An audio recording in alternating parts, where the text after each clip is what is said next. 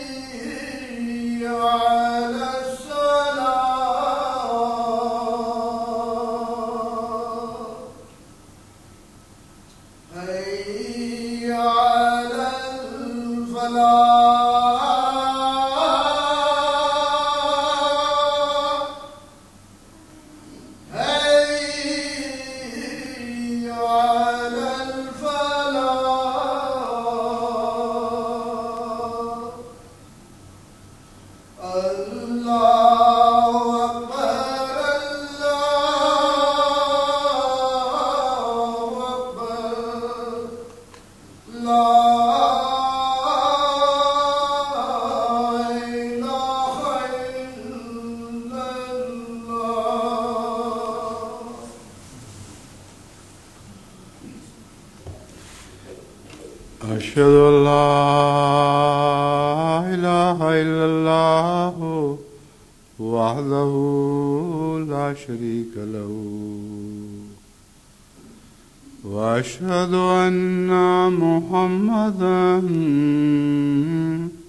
عبده ورسوله أما بعد فأعوذ بالله من الشيطان الرجيم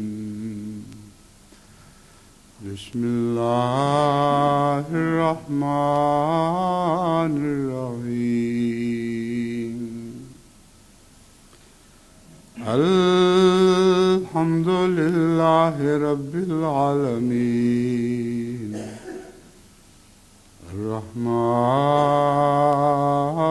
الرحيم مالك يوم الدين إياك نعبد وإياك نستعين اهدنا الصراط المستقيم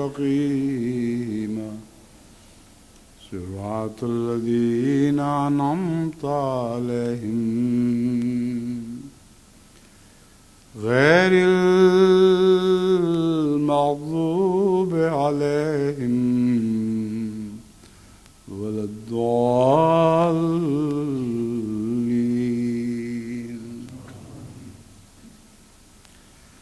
والذين هم لأماناتهم وعهدهم راعون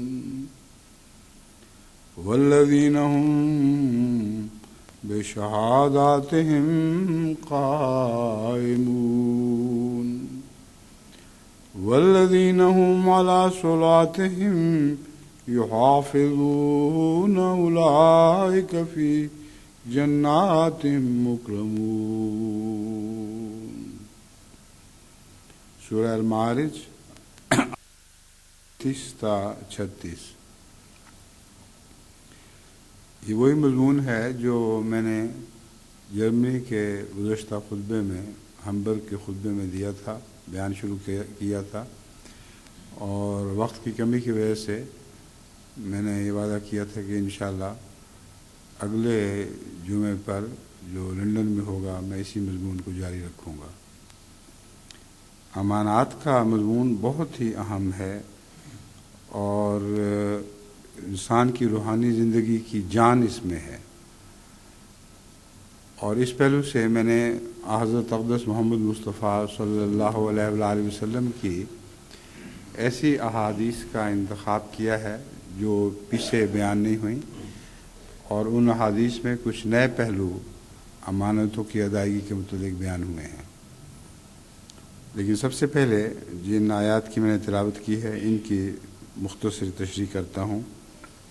والذین هم لاماناتهم وعہدهم راعون، راعون سے مراد نگہداشت کرنے والے،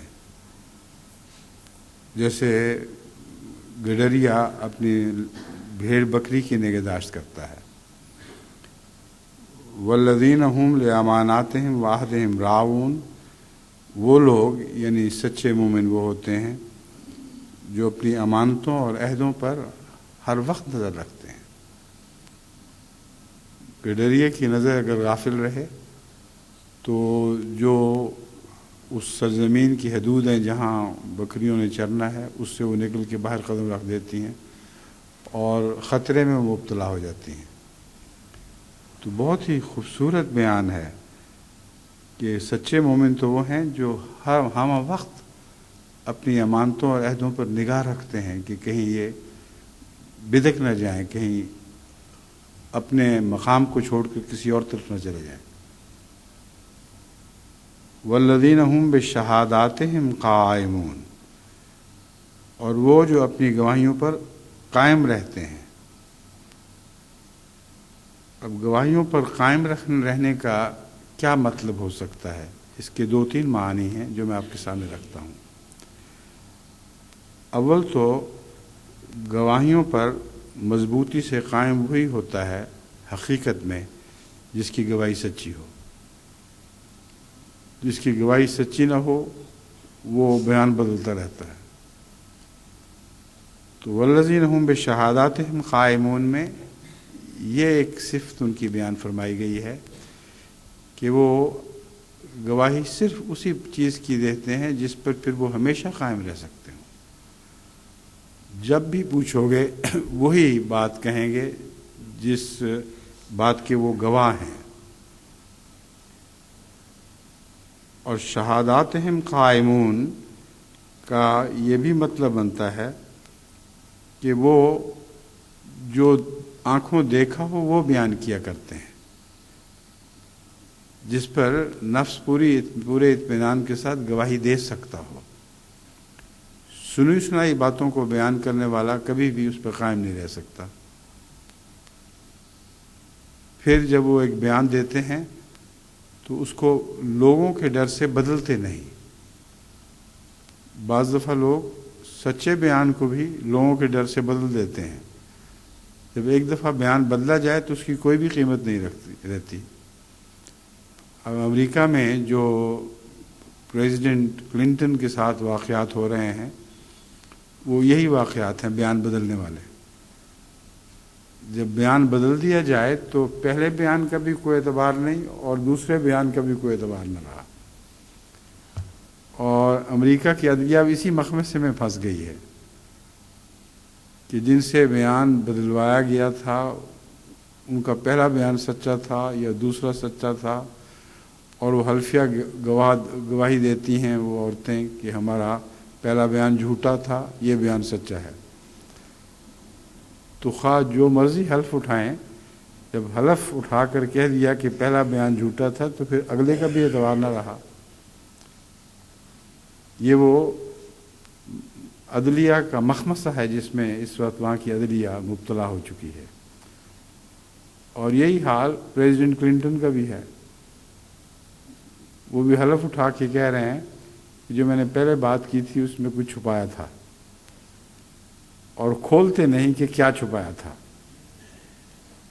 تو عجیب و غریب حال میں انسان مبتلا ہو جاتا ہے اگر قرآنی آیات کی بنیادی نصائح کو نظر انداز کر دے، جو ہر کس و ناقص کے لیے برابر ہیں۔ یہاں مومنوں کی صفت جو بیان فرمائی گئی ہے، یہ مطلب نہیں کہ غیر مومنوں کے لیے یہ طریقہ کار مفید نہیں ہوگا۔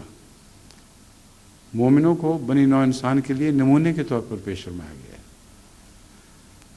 اگر تم نمونہ پکڑنا چاہتے ہو، اگر امانتوں کا حق ادا کرنا چاہتے ہو، اگر اپنے عہدوں پر نگران رہنا چاہتے ہو تو پھر مومنوں سے سیکھو۔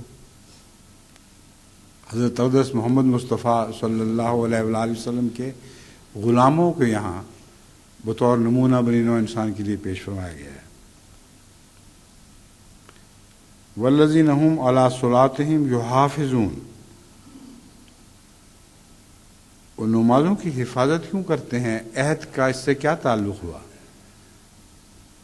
دراصل سب سے پہلا عہد ان کا خدا سے ہوا کرتا ہے، اور اللہ تعالیٰ کا حق ادا کرنے کی خاطر اور اس کی امانت اس کو واپس کرنے کے لیے وہ امانتوں کی حفاظت اس طرح کرتے ہیں، نمازوں کی حفاظت اس طرح کرتے ہیں کہ نمازیں ان کی حفاظت کر رہی ہوتی ہیں۔ یہاں جو یحافظ کا صیغہ استعمال فرمایا گیا ہے یہ دو طرفہ عمل کرنے والا صیغہ ہے۔ وہ اپنی نمازوں کی حفاظت کرتے ہیں اور نمازیں ان کی حفاظت کرتی ہیں، اور یہ امر واقعہ ہے کہ جتنا کوئی اپنی نمازوں کی حفاظت کرے گا اسی قدر نمازیں اس کی حفیظ بن جائیں گی، اس کی حفاظت کرنے والی ہو جائیں گی۔ اولئک فی جنات مکرمون، یہی وہ لوگ ہیں جو اعزاز والی جنتوں میں داخل کیے جائیں گے۔ اب قرآن کریم کی فصاحت و بلاغت کا ایک یہ بھی نشان ہے کہ اولئک پہ حصر کرنے کے باوجود صرف یہ نہیں فرمایا کہ یہی وہ لوگ ہیں جو جنت میں داخل کیے جائیں گے، جبکہ قرآن کریم کی دوسری آیات بہت سے کمزور لوگوں کے متعلق بھی خبر کر دیتی ہیں کہ بہت سی کمزوریوں کے باوجود وہ جنتوں میں داخل کیے جائیں گے، مگر جنتوں کے ساتھ یہ شرط رکھ دی مکرمون، وہ اعزاز کے ساتھ جنتوں میں داخل کیے جائیں گے۔ یعنی جنتیں مکرم نہیں مگر ان کی وجہ سے جنتیں بھی مکرم بن جاتی ہیں۔ جس جگہ داخل ہونے والے معزز لوگ ہوں وہ جگہ بھی عزت والی بن جاتی ہے۔ مکان کو مکین سے شرف حاصل ہوا کرتا ہے۔ بس اس پہلو سے میں اس کے دونوں معنی جائز سمجھتا ہوں کہ وہ اعزاز کے ساتھ، بڑی عزت اور احترام کے ساتھ جنتوں میں داخل کیے جائیں گے۔ ہر کس و ناقص جس کو جنت کا انعام ملے گا اس پر یہ مضمون صادق نہیں آتا، لیکن جن کی صفات اوپر بیان کی گئی ہیں ان پر یہ مضمون بین ہی صادق آتا ہے۔ یہ وہ آیات تھیں جن کے تعلق میں نے اپنے خطبے کو تشکیل دیا تھا۔ اسی تعلق میں ایک اور آیت بھی ہے جو سورہ المومنون یا چند اور آیات بھی ہیں، سورہ مومنون کی آیات 9 تا 12، ان میں بھی یہی مضمون ہے مگر کسی قدر فرق کے ساتھ۔ والذین هم لأماناتہم وعہدہم راعون، وہ لوگ جو اپنی امانتوں اور عہدوں پر ہمہ وقت نگران رہتے ہیں۔ والذین هم علی صلواتہم یحافظون، اور جو لوگ اپنی نمازوں کی حفاظت اس طرح کرتے ہیں کہ وہ ان کی حفاظت کر رہی ہوتی ہیں۔ آگے جو ایک آیت ہے یہ پچھلے جو مضمون ہے اس میں اضافہ کر رہی ہے۔ اولئک هم الوارثون، یہی لوگ وارث ہوں گے۔ الذین یرثون الفردوس هم فیہا خالدون، یہاں فردوس کا ذکر ہے، مکرمون کا ذکر نہیں ہے، یعنی مکرمون بلکہ جنت کا ذکر نہیں بلکہ فردوس کا ذکر ہے۔ اس لیے سرسری نظر سے پڑھنے والا دونوں کو ایک ہی مضمون سمجھ لیتا ہے، حالانکہ ان دونوں میں فرق ہے۔ فردوس بھی ایک اعلیٰ درجے کی جنت کا نام ہے، مگر وارثون کہہ کر یہ فرمایا کہ گویا وہ جنت کو ورثے میں پائیں گے، جیسے ورثے کا حق رکھنے والا لازماً سب سے زیادہ حقدار ہوتا ہے اس کو جو ورثہ چھوڑا گیا ہو۔ تو اولئک هم الوارثون، یہ جنت کو ورثے میں پائیں گے۔ الذین یرثون الفردوس، جن کو فردوس ورثے میں ملے گی۔ فردوس بھی ایک بہت اعلیٰ درجے کی جنت کا نام ہے، مگر مکرمون میں جس جنت کا ذکر ہے اس کا اور اس کا فرق ہے۔ مکرمون والی جنت تو فردوس سے بھی بہت اعلیٰ درجے کی ہے۔ ہم فیہا خالدون، وہ اس میں ہمیشہ رہیں گے، یہ ہمیشہ رہنے والے ہوں گے۔ اب ان آیات کے تعلق میں جو میں نے چند احادیث حضرت اقدس محمد مصطفیٰ صلی اللہ علیہ وآلہ وسلم کی اختیار کی ہیں، ان میں پہلی حدیث مسلم کتاب الزکوٰۃ باب امر الخازن الامین سے لی گئی ہے۔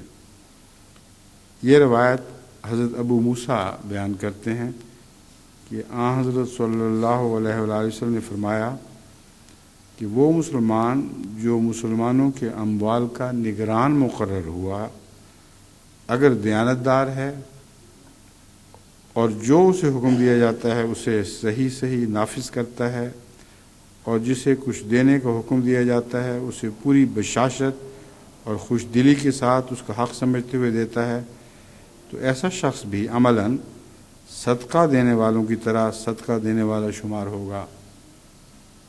اب یہ ایک بہت ہی لطیف نصیحت ہے جسے بہت سے لوگ نظر انداز کر دیتے ہیں، اور میرے تجربے میں ایسے لوگ آئے ہیں جنہوں نے جب اس بات کو نظر انداز کیا تو ان کی خصاصت خود ان کے نفس کے خلاف غالب آ گئی اور وہ بہت سے مراتب سے محروم رہ گئے۔ بس حضرت رسول اللہ صلی اللہ علیہ وآلہ وسلم جو جس باریک نظر سے چیزوں کا مطالعہ فرماتے ہیں اور ہمارے سامنے کھول کر رکھتے ہیں، انہیں سمجھنے کے بعد غور ہونا چاہیے کہ کیا فرمانا چاہتے ہیں۔ حالانکہ عام خیال ہے کہ لوگوں کا کہ جس کو جو حکم دیا جاتا ہے وہ کرتا ہے، وہ اس کے لیے صدقہ جاریہ کیسے ہو گیا؟ ایک آدمی کو آپ جو حکم دیتے ہیں وہ کرتا ہی ہے، لیکن پوری بشاشت اور خوش دلی کے ساتھ ایسا کرے، یہ ایک زائد شرط ہے۔ بعض لوگ جب یہ سنتے ہیں کہ فلاں شخص کو کچھ رقم دلوا دو تو ان کے نزدیک وہ شخص حقدار نہیں ہوتا اور میرے نزدیک حقدار ہوتا ہے۔ میرے نزدیک حق کے پیمانے مختلف ہیں۔ بعض لوگ محض دلجوئی کی خاطر مدد دیے جاتے ہیں، بعض لوگ اس مدد کے نتیجے میں دین کے زیادہ قریب آ جاتے ہیں۔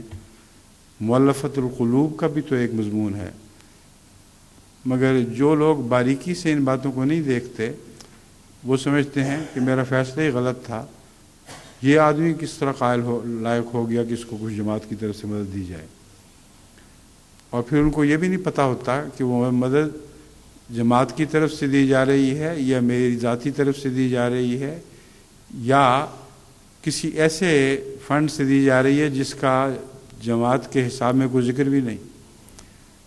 اس سارے امور سے لا علمی کے نتیجے میں وہ اپنی جگہ معاملہ فہم بن کر فیصلہ کر دیتے ہیں۔ چنانچہ ایسے ہی ایک شخص کے متعلق مجھے بہت افسوس ہوا کہ میں نے اس کو کہا کہ فلاں شخص کو یہ رقم دے دو، اس نے اپنی جیب سے تو نہیں دینی تھی، رقم اسے مہیا کر دی گئی تھی، لیکن مدتوں ٹالتا رہا، نہیں دی۔ آخر جب کمیشن بیٹھا اور جواب طلبی کی گئی تو یہ جواب دیا کہ یہ تو حقدار ہی نہیں ہے۔ کمیشن نے کہا تم زیادہ جانتے ہو، یہ خلیفہ وقت جانتا ہے، جس نے رقم مہیا کی اگر اس نے بیوقوفی کی ہے تو وہ خدا کو جواب دہ ہے، تم نے تو حکم ماننا تھا۔ اس رسول اللہ صلی اللہ علیہ وسلم نے یہ شرط لگائی پوری بشاشت اور خوش دلی کے ساتھ، اس کا حق سمجھتے ہوئے دیتا ہے، جس کا حق حضرت صلی اللہ علیہ وآلہ وسلم نے قائم فرما دیا یا بالا عہدیدار امیر نے مثلا قائم کر دیا، تو نچلے عہدیداروں کا ہرگز یہ کام نہیں ہے کہ اس میں روک بن جائیں اور اپنی خصاصت اس صدقے کی راہ میں حائل کر دیں، اپنی کنجوسی کو صدقے کا رستہ روک دینے والا بنا دیں۔ اگر ایسا کریں گے تو وہ بھٹکتے بھٹکتے کہیں اور پہنچ سکتے ہیں۔ فرمایا ایسا شخص بھی عملاً صدقہ دینے والے کی طرح صدقہ دینے والا شمار ہوگا، اس سے زیادہ اور کیا تحریص ہو سکتی ہے۔ اپنے پلے سے کچھ بھی نہیں دینا پڑا اور جس کو صدقہ دیا صرف یہ شرط ہے بشاشت سے دو، اور تم ویسے ہی ہو جاؤ گے جیسے صدقہ دینے والے نے صدقہ دیا، اسی طرح تم بھی اس صدقے کے ثواب میں شریک ہو جاؤ گے۔ اب بشاشت سے دینے کا مضمون بھی خاص طور پر پیش نظر رہنا چاہیے۔ اگر کسی کو دیا جائے کچھ اور منہ بسور کے دیا جائے، ماتھے پہ بل پڑے ہوئے ہوں، تو اگر وہ سخت مجبوری کی وجہ سے لینے پر مجبور بھی ہو تو اس کا دل بہت دکھی ہو جائے گا۔ وہ کہے گا میرے حالات کی مجبوری ہے، میں لے تو رہا ہوں، مگر اس شخص نے جس طریقے پہ دیا ہے لینے کو دل نہیں چاہتا۔ چنانچہ ایسے بھی میرے علم میں ہیں جن کو جب اس طرح دیا گیا تو انہوں نے واپس کر دیا، اور یہ نہیں سوچا کہ یہ جو ان کو رقم مہیا کی جا رہی تھی اس کی طرف سے نہیں تھی بلکہ میری طرف سے تھی، لیکن یہ ان کی نفسیاتی مجبوری ہے۔ دینے والا ہاتھ نظر آ رہا ہوتا ہے، دینے والے چہرے کو وہ دیکھ رہے ہوتے ہیں، اگر وہ پوری بشاشت سے نہ دے رہا ہو تو لازماً دل پر برا اثر پڑتا ہے۔ تو حضور اکرم صلی اللہ علیہ وآلہ وسلم نے یہ شرط لگا دی کہ پوری بشاشت کے ساتھ دو، تاکہ لینے والے کا دل بھی راضی ہو، وہ خوش ہو کہ مجھے خوش خوش ایک چیز دی جا رہی ہے۔ بس یہ بہت ہی باریک رستے ہیں تقویٰ کے، جن کا مضمون حضرت اقدس محمد مصطفیٰ صلی اللہ علیہ وآلہ وسلم ہمیں سمجھاتے ہیں، اور آپ کے سوا اور کوئی اس طرح نہیں سمجھا سکتا۔ ایک روایت عبادہ بن صامت سے لی گئی ہے، ان عبادہ تبن الصامت ان نبی صلی اللہ علیہ وسلم قال، حضرت عبادہ بن صامت کی روایت مسند احمد بن حنبل سے لی گئی ہے۔ حضرت عبادہ بن صامت رضی اللہ تعالیٰ سے روایت ہے کہ حضرت رسول کریم صلی اللہ علیہ وسلم نے فرمایا، تم مجھے اپنے نفس سے 6 چیزوں کی ضمانت دو تو میں تمہیں جنت کی ضمانت دیتا ہوں۔ بہت ہی عمدہ سودا ہے، عظیم شان سودا ہے۔ رسول اللہ صلی اللہ علیہ وسلم جس کو جنت کی ضمانت دیں، ممکن ہی نہیں ہے کہ اسے جنت نصیب نہ ہو۔ اور یہ بات حضرت صلی اللہ علیہ وآلہ وسلم اللہ کے منشا کے بغیر نہیں بیان کر سکتے، کیونکہ آپ تو جنتیں تقسیم کرنے والے نہیں تھے۔ اللہ نے آپ کو جس چیز میں جتنا مختار بنایا تھا، آپ اسی کی امانت کا حق ادا کرتے تھے۔ تو امانت کی گفتگو ہو رہی ہو اور ان جنتوں کی ضمانت دے رہے ہوں جن کی ضمانت دینا آپ کے اختیار میں نہ ہو، یہ ہو ہی نہیں سکتا۔ بس لازماً یہ حدیث قدسی ہے ان معنوں میں کہ اللہ تعالیٰ نے آپ کو اجازت دی کہ یہ باتیں کہو اور ضامن ہو جاؤ۔ بس رسول اللہ علیہ وسلم کی ضمانت کے بعد اب غور سے سنیں کہ وہ کیا 6 باتیں ہیں۔ جس وقت بات کرو سچ بولو۔ اب یہ بات جو ہے یہ کتنی آسان اور کتنی مشکل ہے۔ جس وقت بات کرو سچ بولو، اس کا مطلب یہ ہے کہ ہمیں ہمیشہ بات کرنے سے پہلے رک کر سوچنا چاہیے، کیونکہ انسان کا نفس بہت سی جھوٹ کی ملاونی کر دیا کرتا ہے، وہ ملاوٹ شامل ہوتی چلی جاتی ہے اور وہ سچ نہیں رہتا۔ تو پہلی بات ہی کتنی آسان اور کتنی مشکل ہے۔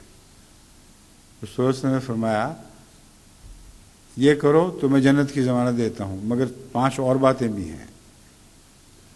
لیکن حضرت اقدس محمد مصطفیٰ صلی اللہ علیہ وآلہ وسلم نے ایک شخص کو صرف سچ کی ہدایت کی تھی اور اس سے وعدہ لیا تھا کہ سچ بولو گے، اور اس کا انجام یہ ہوا کہ اس کی ساری بدیاں دور ہو گئیں اور ساری نیکیاں اور حسنات اس کو عطا ہو گئیں۔ تو ان میں سے ایک ایک آپ کا فقرہ، اس کا ایک ایک لفظ تولنے کے لائق ہے، یعنی دل میں اس کو تولیں اور پھر دیکھیں کہ اس کا کتنا وزن ہے۔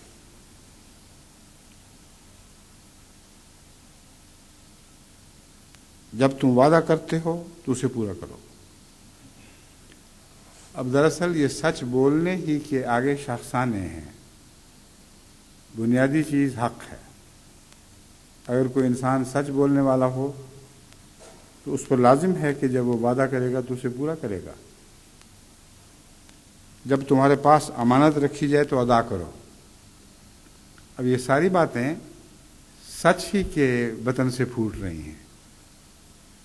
سچ بنیادی چیز ہے، وہ شجرہ طیبہ ہے جس کو پھل لگ رہے ہیں، اور حضرت صلی اللہ علیہ وآلہ وسلم ان پھلدار شاخوں کا ذکر فرما رہے ہیں۔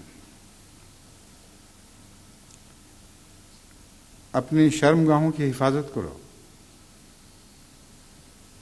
یہ بھی امانت ہے اور اللہ تعالیٰ نے کسی مقصد کے لیے عطا کی ہے، اس لیے امانت کا مضمون یہاں بھی اسی طرح چل رہا ہے۔ پھر فرمایا غض بصر کرو۔ اب غض بصر کا جو عموماً لوگ ترجمہ سنتے ہیں یا کرتے ہیں وہ یہ ہے کہ ہر وقت آنکھیں نیچی رکھو، حالانکہ ہرگز یہ ترجمہ نہیں ہے۔ غض بصر سے مراد یہ ہے کہ جب نظر اچٹتی ہوئی کسی ایسی جگہ پڑے جہاں وہ نفس میں غلط جذبات پیدا کر رہی ہو تو وہاں سے نظریں پھیر لیا کرو، اور کسی چہرے پر اس طرح نظر گاڑ کے نہ دیکھو گویا اس کے حسن کی تلاش میں ہو۔ اس کے بدن کو اس طرح نظر گاڑ کے نہ دیکھو کہ گویا اس کے مخفی زینت کے ابھار دیکھ رہے ہو اور اس سے اپنے دل کو ایک قسم کی شہوت کی تسکین دے رہے ہو. اس کا نام ہے غض بصر. اور شرمگاہوں کی حفاظت کے ساتھ اس کا گہرا تعلق ہے. پھر چھٹی بات یہ فرمائی اور اپنے ہاتھوں کو روک کر رکھا کرو. اب ہاتھوں کو روک کر رکھنے کا کیا مطلب ہے؟ پہلی 5 باتیں تو بالکل صاف سمجھ آ رہی ہیں. اب ہاتھوں کو کیوں روکو؟ دراصل جن لوگوں کو عادت ہو کہ وہ مغضوب الغضب ہوں اور بات سوچتے نہیں اور تولتے نہیں اور یہ نہیں دیکھتے کہ کس حد تک ان کا حق ہے کسی کو بدنی سزا دینے کا، کس حد تک نہیں ہے، ان کا ہاتھ از خود چلتا ہے اور بار بار خودوں میں نصیحت کے باوجود جن کو عادت ہو وہ عادت بدل ہی نہیں سکتے. وہ مائیں جن کو عادت ہے، وہ بچہ ذرا سی کوئی غلط حرکت کر رہا ہے تو ایک دم اس پر ہاتھ مار کے اس کو کھینچتی ہیں یا تھپڑ مار دیتی ہیں، اور اس وقت ان کو یہ بھی احساس نہیں ہوتا کہ ملاقات میں بیٹھے ہوئے ہیں کیا بد اثر پڑ رہا ہے.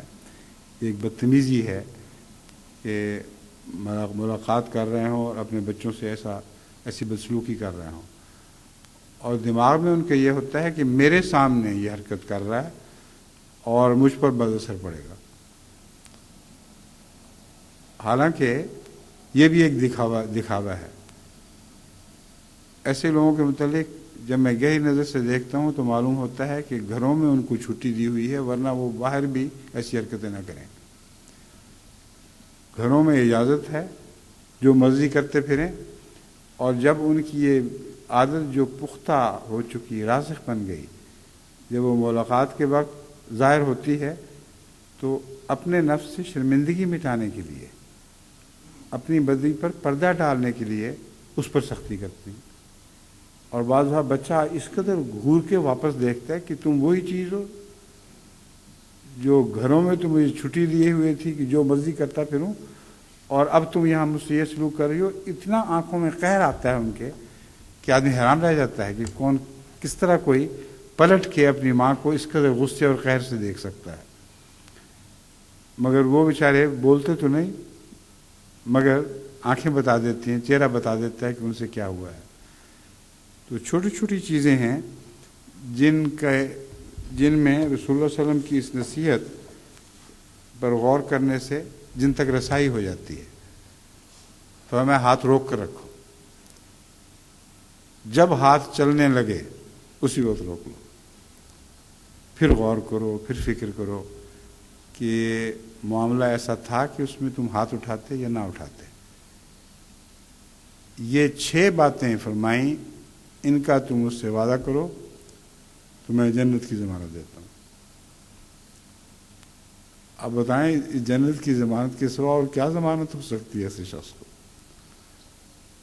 لیکن مرکزی نقطہ وہی ہے جو میں نے عرض کیا ہے کہ جڑیں سچائی میں ہیں.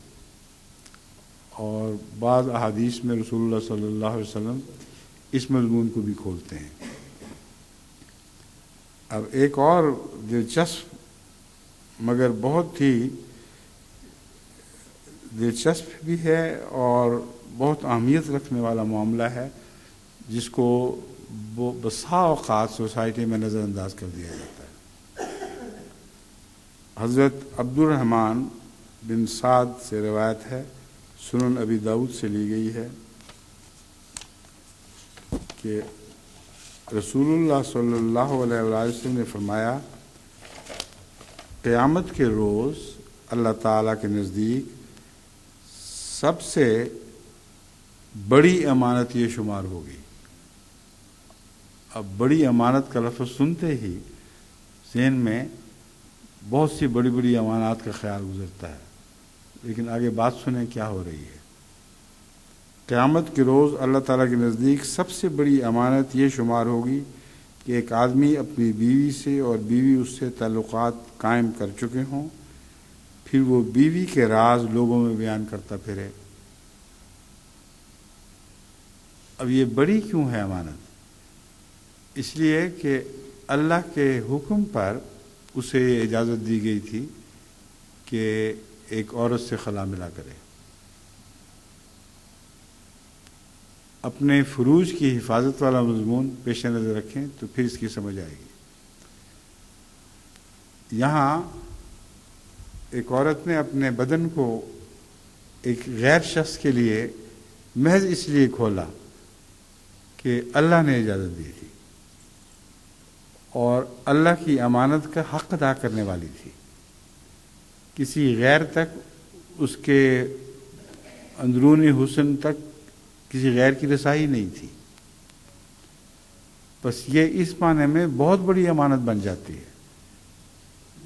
اس کے باوجود اگر کوئی شخص اپنی بیوی کے راز اپنی مجالس میں، مردوں کی مجالس میں یا کسی خاص دوست سے بیان کرتا پھرے کہ میری بیوی ایسی ہے اور ایسی ہے، تو رسول اللہ صلی اللہ علیہ وسلم فرماتے ہیں کہ قیامت کے دن وہ اس ایک بہت بڑی امانت کا خائن شمار کیا جائے گا اور جس کا نتیجہ جہنم ہے. یہ معاملہ ایسا ہے جو معاشرے میں نظر آتا ہے، لوگ اس کو بہت معمولی سمجھتے ہیں، اور دو طرح سے یہ باتیں ہیں جن کو نظر انداز کر کے معاشرے میں کس گھول دیا جاتا ہے. اول تو بعض لوگ محض اپنے شوقیہ بتاتے ہیں کہ اپنے دوست کو بتائیں کہ مجھے کیسی اچھی بیوی مل گئی ہے، یا بعض دفعہ اس کی اندرونی کمزوریاں ظاہر کر دیتے ہیں کہ میری بیوی تو ایسی نکلی ہے. دونوں صورتیں بہت گندی اور معاشرے کو خراب کرنے والی ہیں. لیکن ایک تیسری صورت بھی ہے، وہ یہ ہے کہ جب تک آپس میں اکٹھا رہیں سب کچھ ٹھیک ٹھاک ہے، کسی کو کچھ نہیں بتاتے. جب الگ الگ ہو جائیں، طلاق ہو جائے یا خلا ہو جائے، کسی صورت میں الگ ہو جائیں، تو پھر ان کو یاد آتا ہے کہ اس میں یہ اندرونی نقص بھی تھے. چنانچہ میں ان باتوں کا ذکر نہیں کر رہا جس میں وہ یہ کہتے ہیں کہ انہوں نے ہم سے بدسلوکی کی یا حقوق ادا نہیں کیے. اندرونی نقائص اس میں کیا تھے، مرد میں اندرونی نقص کیا تھا، عورت میں اندرونی نقص کیا تھا، یہ باتیں وہ بیان کرتے ہیں. پھر اور جب یہ باتیں میرے علم میں آتی ہیں تو میں ان کو کہتا ہوں کہ آپ کو کوئی حق نہیں ایسی باتیں مجھ تک پہنچانے کا جو اللہ کی امانت ہے. اب خیانت میں مجھے بھی شریک کر رہے ہیں، اگر میں آپ کی باتیں سن لوں اور آپ ان کو رد کر کے آپ کو بھی ساتھ رد نہ کروں اس معاملے میں، تو میں بھی خائن بن جاؤں گا. اس لیے شادی چاہے قائم ہو یا ٹوٹ چکی ہو، یہ وہ امانتیں ہیں جنہیں بہرحال ادا کرنا ہے. کوئی بیوی اپنے خاوند کے اندرونی عیوب ظاہر نہ کرے، کوئی خاوند اپنی بیوی کے اندرونی عیوب ظاہر نہ کرے، کیونکہ اللہ کی امانت ہے جس امانت کے وہ ذمہ دار ہیں اور جواب دہ ہوں گے. بس ان باتوں کو چھوٹا نہ سمجھیں اور بہت اہمیت دیں. جیسا کہ رسول اللہ صلی اللہ علیہ وسلم نے فرمایا کہ پھر وہ بیوی کے اسرار لوگوں میں بیان کرتا پھرے، یہ قیامت کے دن سب سے بڑی خیانت سمجھی جائے گی. یہاں مرد کا ذکر نہیں ہے، مگر قرآن کریم کی بعض آیات سے دوسرا مضمون بھی ثابت ہے کہ جب تم ایک دوسرے سے مل چکے ہو تو پھر تم لوگوں کو شرم کرنی چاہیے کہ ان باتوں کو کیوں لوگوں پر کھولتے ہو.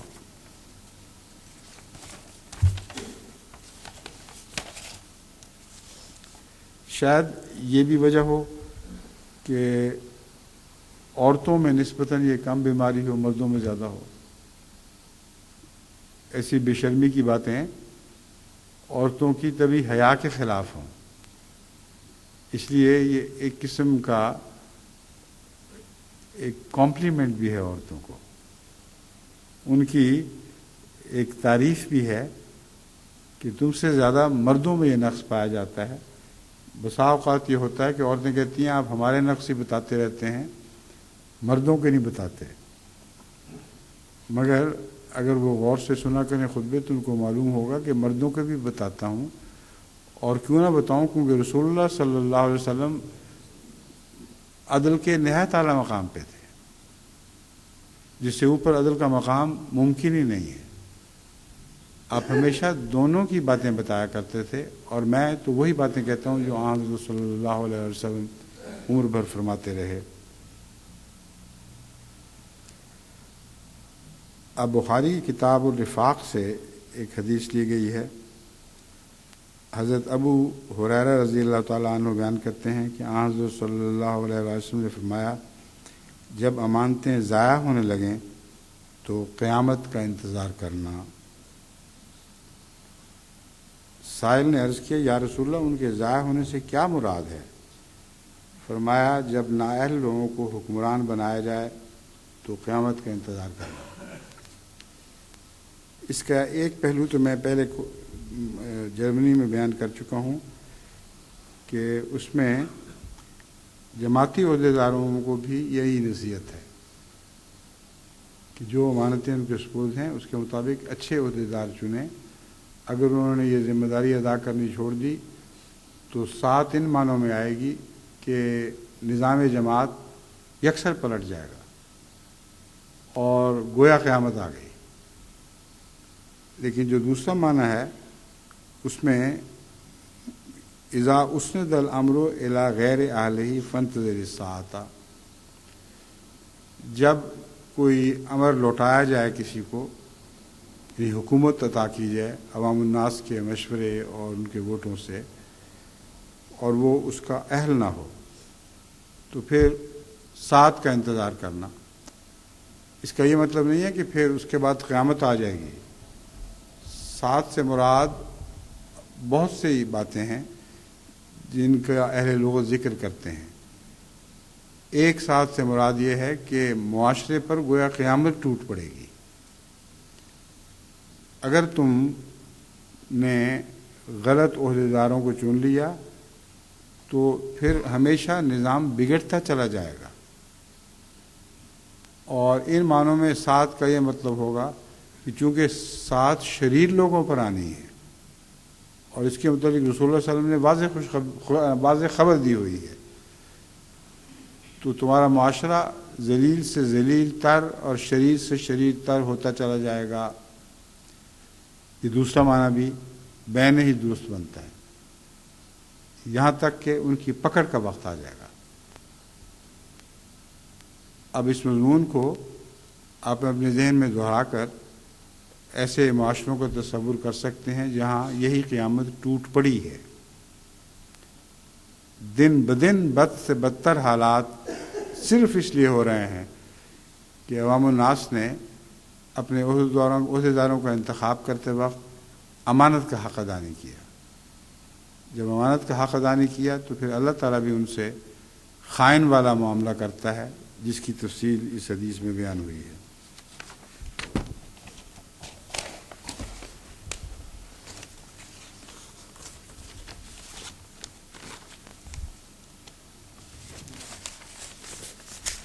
اب ایک روایت ہے جو عبداللہ بن عمرو سے مروی ہے۔ قال لی رسول اللہ صلی اللہ علیہ وسلم کیف انت اذا بقیت فی حثالۃ من الناس، قال قلت یا رسول اللہ کیف ذلک۔ حضرت حسن سے مروی ہے۔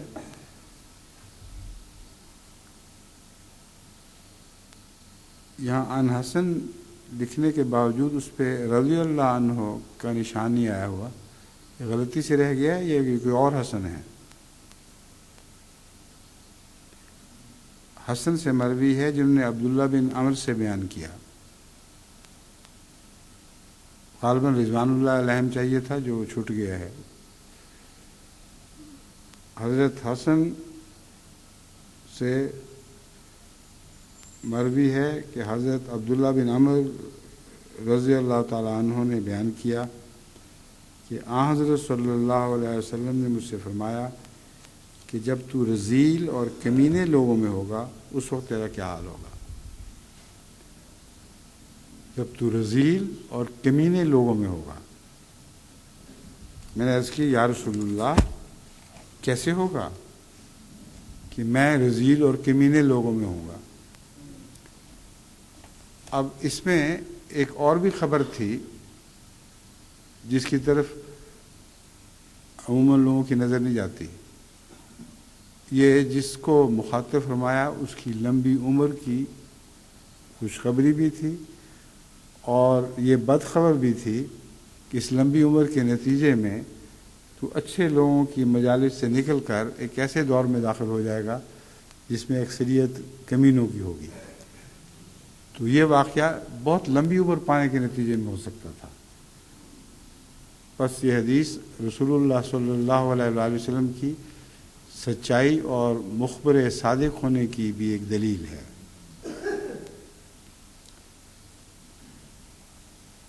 اس موقع پر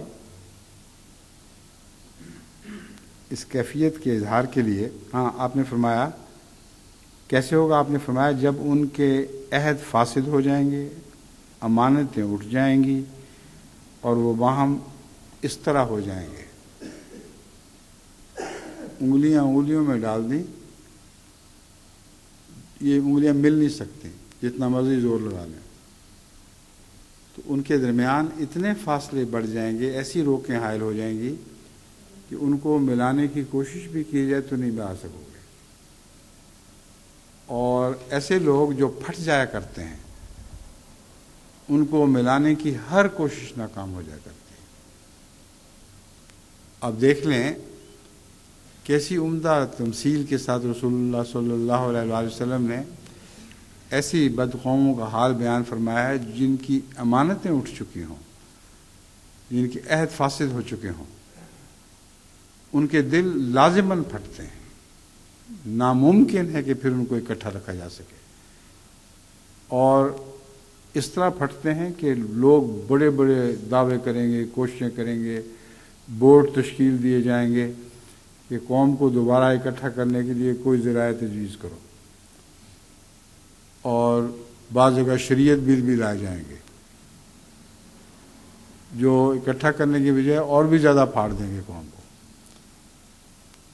تو یہ حال ہے. حضور صلی اللہ علیہ وآلہ وسلم کی ہر پیش گوئی 100% سچی نکلتی ہے, اپنی ساری تفصیلات کے ساتھ سچی نکلتی ہے. یوں کر کے فرمایا یہ حال ہوگا. اس وقت راوی نے کہا یا رسول اللہ اس وقت مجھے کیا کرنا چاہیے, یعنی میں بھی تو ان لوگوں میں ہوں گا. آپ فرما رہے ہیں تیرا کیا حال ہوگا جب تو کمینے لوگوں میں جائے گا. تو سارا معاشرہ اگر اس قدر گندا ہو چکا ہوگا تو اس وقت میرا کیا حال ہوگا, مجھے کیا کرنا چاہیے. آپ نے فرمایا اللہ کا تقوی اختیار کرنا اور جس بات کے بارے میں تجھے اچھی طرح معلوم ہو اسے اختیار کر لینا, اور جس چیز کے بارے میں علم نہ ہو اسے چھوڑ دینا.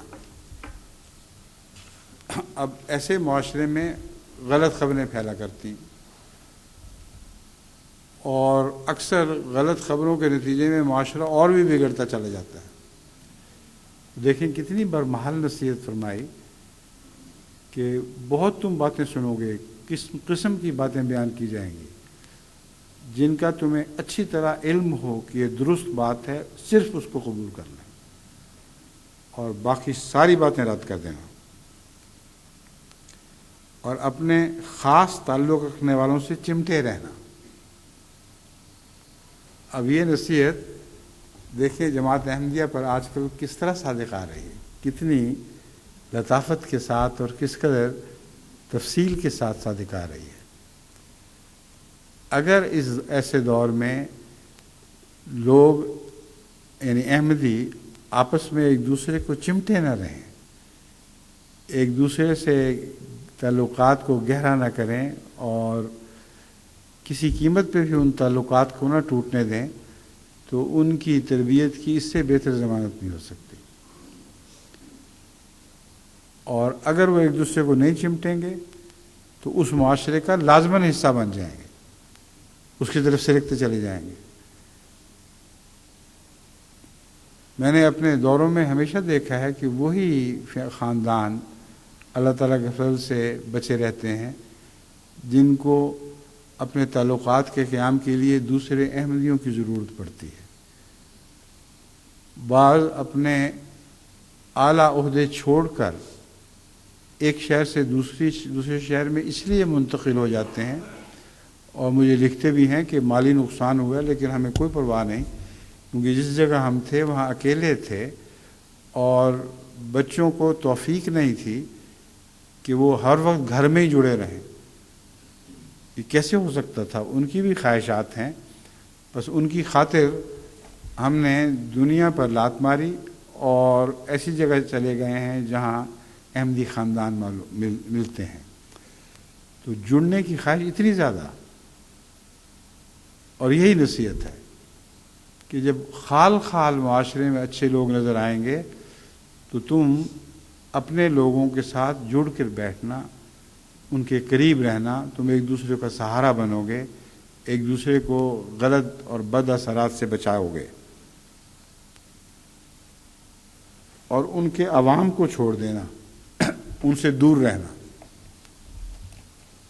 آپس میں چمٹ کر پھر دوسروں سے بھی میل جول میں بے تکلفی یا اندرونی طور پر دلوں کا باہم ملا دینا، یہ بیک وقت نہیں چل سکتا۔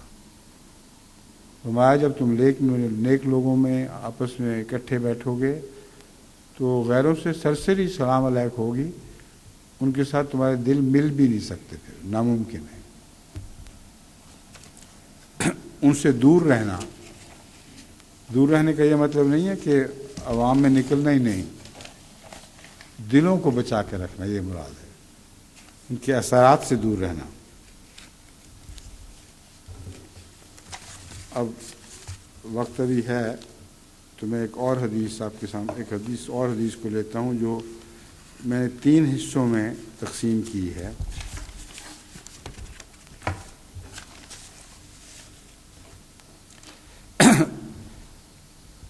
حدثنا حذیفۃ قال حدثنا رسول اللہ صلی اللہ علیہ وسلم حدیثین،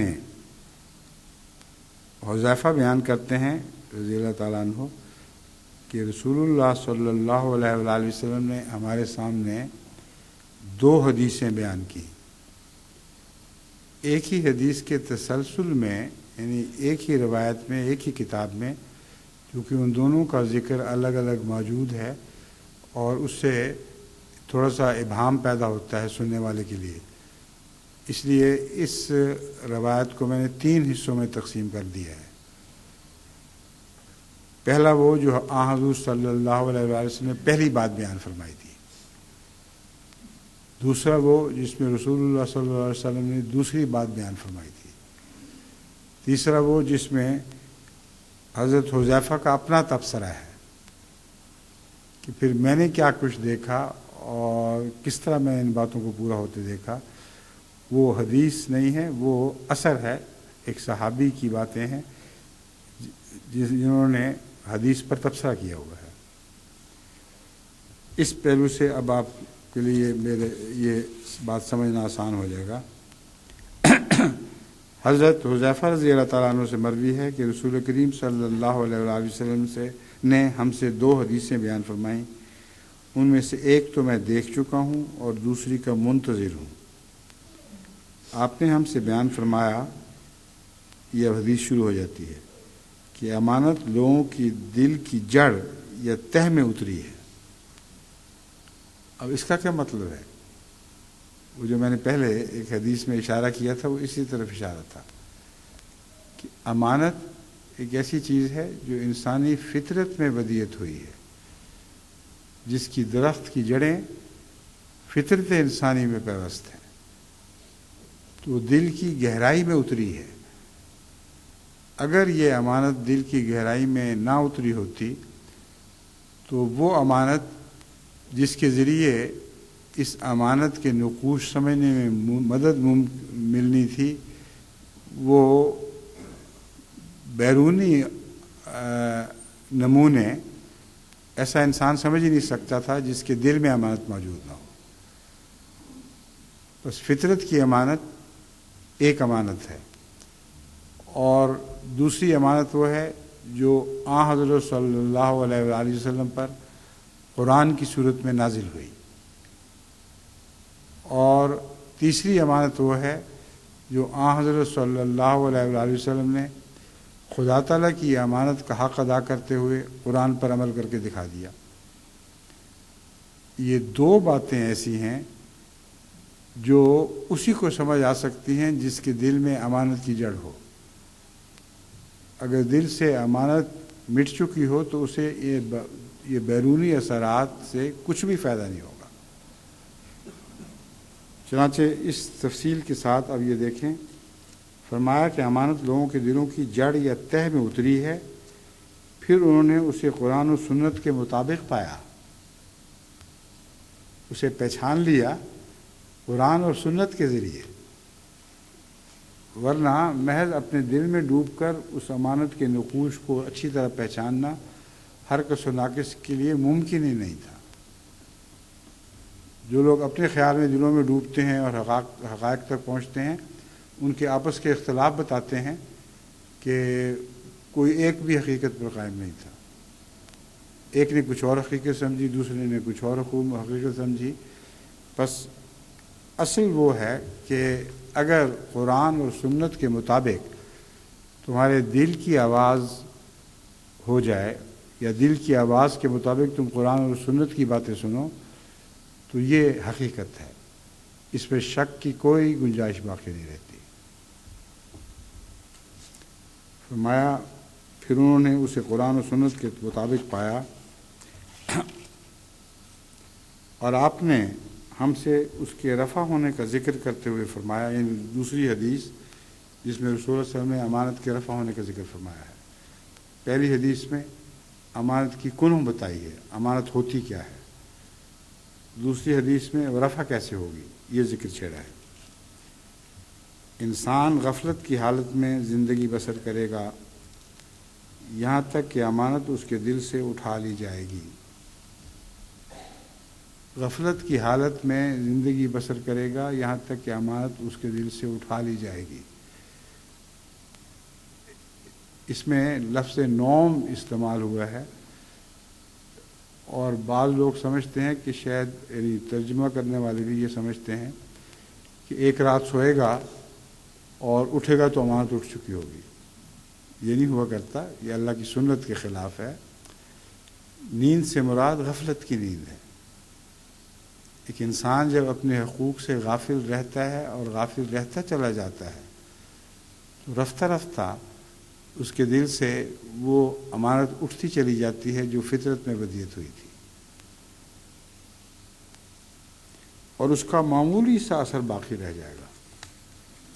यानी खुदा ने जो वदियत की है चीज़ वो उठ तो जाएगी, लेकिन मामूली सा निशान सा, एक असर सा बाकी रह जाएगा, फिर वो गफलत में पड़ा रहेगा।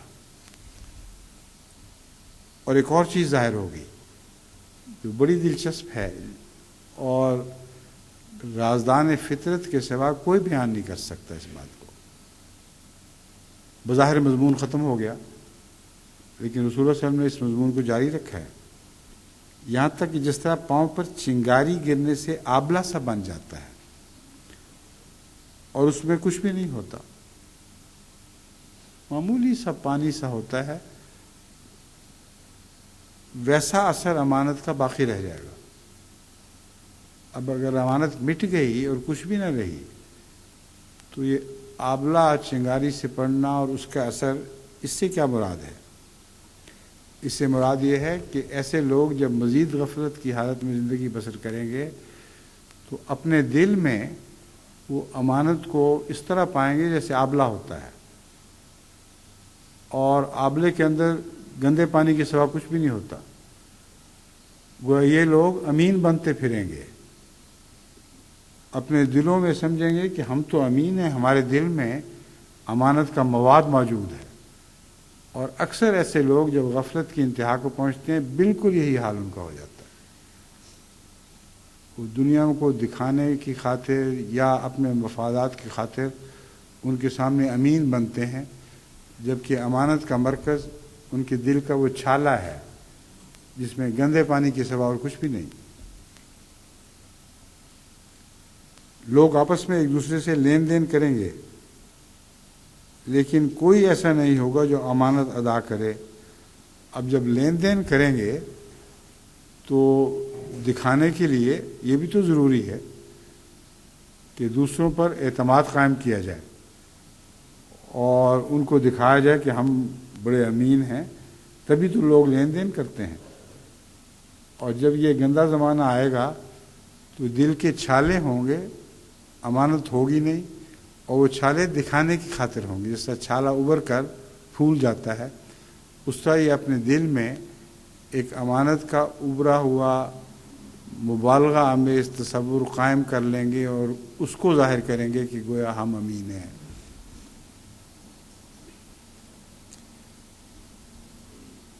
لوگ آپس میں ایک دوسرے سے لین دین کریں گے، لیکن کوئی ایسا نہیں ہوگا جو امانت ادا کرے۔ جب معاشرہ پہچان لے گا ان کو اور بار بار کے دھوکوں میں مبتلا ہو کر اچھی طرح جان لے گا کہ یہ تو معاشرہ سارا ہی گندا ہو چکا ہے، کوئی لین دین کا حق ادا کرنے والا نہیں، تو پھر وہ کیا باتیں کریں گے؟ کہا جائے گا کہ فلاں قوم میں ایک امین شخص موجود ہے، ڈھونڈو اس کو، امین ہے کہاں؟ اور جو پہلی حدیث میں نے بیان کی ہے اس کی روح سے امانت ان کو سوائے جماعت احمدیہ کے اور کہیں نہیں مل سکتی۔ بس وہ لوگ جو امین نہیں ہیں اور محض جماعت کے روب کی وجہ سے بنی نوع انسان کو دھوکہ دیتے ہیں، ان کو میں چن چن کے جماعت سے نکال رہا ہوں۔ اور بعض لوگ کہتے ہیں بڑی سختی کر رہا ہے، بالکل میں سختی نہیں کر رہا، مجھے پتہ ہے کہ ایک جماعت ہی تو ہے جو امین ہے، اور اگر اس امین جماعت میں گندے لوگ اسی طرح گھسے رہیں تو پھر لوگوں کا کیا حال ہوگا؟ تو اس لیے جماعت کی طرف رجوع کریں کہ ان کی امانت پر ان کو اعتماد ہو اور ان کا رہا سا ان کی ساری پونجیاں پھر بھی ضائع ہوتی چلی جائیں۔ بس یہ امتیاز ہے جماعت کا، جس کو قائم رکھنے کی خاطر میں مجبور ہوں کہ جہاں دھوکہ دینے والے بددیانتوں کا علم ہوتا ہے میں انہیں جماعت سے الگ کر دیتا ہوں اور اس معاملے میں کوئی رعایت نہیں کرتا، اپنا عزیز ہو یا غیر ہو۔ کبھی زندگی بھر میں نے اس معاملے میں رعایت نہیں کی، نہ آئندہ انشاءاللہ کروں گا۔ اب باقی یہ امور جو ہیں وہ انشاءاللہ اگلے خطبے میں بیان کیے جائیں گے۔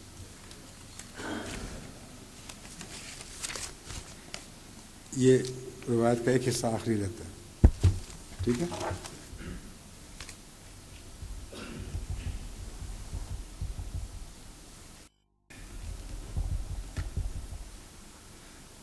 الحمد لله نحمده ونستعينه ونستغفره ونؤمن به ونتوكل عليه ونعوذ بالله من شرور أنفسنا ومن سيئات أعمالنا من يهده الله فلا مضل له ومن يضلله فلا هادي له ونشهد أن لا إله إلا الله وحده لا شريك له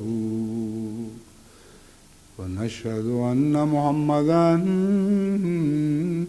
عبده ورسوله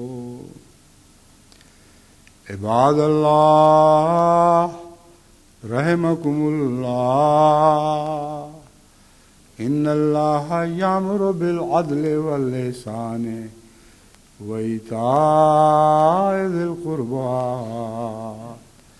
وينهى عن الفحشاء والمنكر والبغي يعظكم لعلكم تذكرون